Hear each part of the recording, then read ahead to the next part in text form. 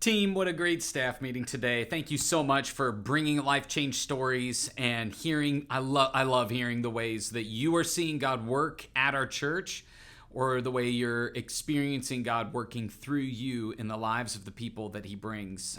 It's a real privilege to work alongside of you and to be partnered with God in his mission at this day and this time. So, if you weren't at staff meeting, I talked about the difference between being relational and transactional. Those can be helpful ways to relate with people. Sometimes we are just transactional and sometimes we're relational, but what we're called to be in this kind of church mission context is influential.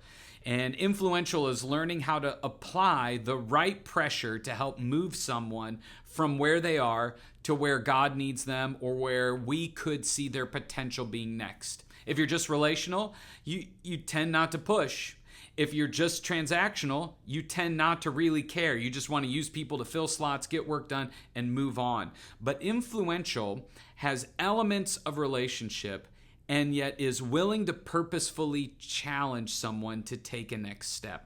And so if we're going to level up, if we're going to accomplish some of the things that I think God has for us to do, we're going to have to grow our influential muscle, or our influence skills. And so how do you do that? You have to see that your voice has influence. You have to see the potential that somebody else has.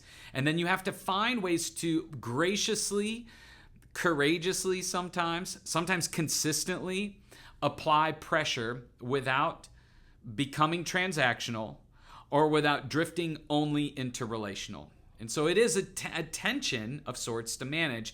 That's what makes it fun and hard, and why we all need to be reminded of this and level up in this area. So I'm excited to see the ways that you're going to use that moving forward. The other thing that we experienced this past week was the Global Leadership Summit. I enjoyed both days. Friday, I think, was more fun for me, but I've heard all sorts of fun stories. Here's what I'd like you to do. 2 things. Take about 30 minutes. You probably don't even need that much time, but take 15 to 30 minutes to go through the notes or the speakers if you didn't take a whole lot of notes, and come up with 4 or 5 takeaways that you're going to share with your direct report, or you're going to share with your team, or have your team share with each other. 4 or 5 takeaways, things that you want to influence. See what I did there? Your life and leadership over the next 12 months. And then set a reminder for December in your email. Snooze it until December to come back with those 5 things that just has the subject line, how am I doing in these areas? Bring it up as a team. That'd be great. That's the first thing. And then the second thing we've included is a link for you to do a SurveyMonkey evaluation of your favorite speakers. Let us know your rankings. You don't have to put your name to it, but we're going to compare who we liked versus how all of the speakers ranked at the end of the summit. So I'd love for you to fill that out. And then I'll update you on how the speakers ranked whenever I hear that down the road. All right. This weekend, we're continuing the end, and I'm going to be talking about end times, probably stepping into the one of the most complicated passages I have ever taught from. Matthew 24, the Olivet Discourse, when Jesus talks about the end times. And I'm going to talk about the spectrum that people find themselves on. Those who lean more literal, and those who lean more symbolic, figurative, or whatever. And here's the thing. The extremes of both sides, I think, are dangerous. Because if it is all literal, you can't help but take some of it figuratively. And then you start arguing, or you start making predictions that just aren't helpful. If it's all symbolic, though, then is that helpful too? Is any of it real? Then we can just it's all symbolic, and then none of it has any real impact in our life. And so what you find with what I would consider the most difficult scriptures to interpret in the Bible, what you find is we really start to debate over the nuance of what was symbolic and what was literal, and when was it literal for. And so that's what we're going to talk a little bit about. But my bottom line ultimately is that we need to not let the end times distract from God's end game. That's right.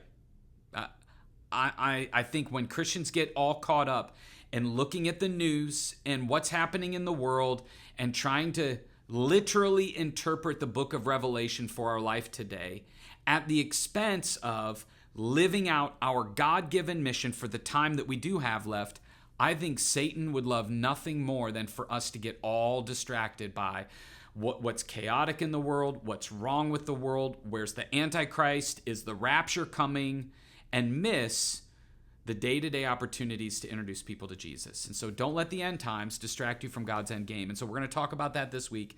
And then next week, we're going to talk about how do we endure the end in a way that's faithful and true. I mean, that's what our memory verse is. And so if you don't know our memory verse, if you haven't memorized it, now would be a good time to just practice it and review it.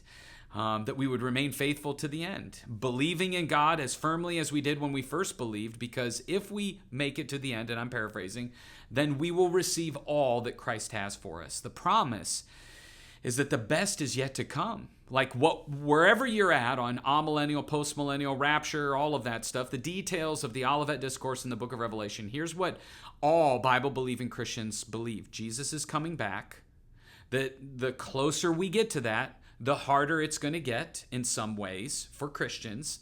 And that when Jesus comes back, evil will be put to rest and we'll be able to be in heaven, in him, the new heavens and the new earth, new bodies, free from sin and death for eternity. So the best is really yet to come.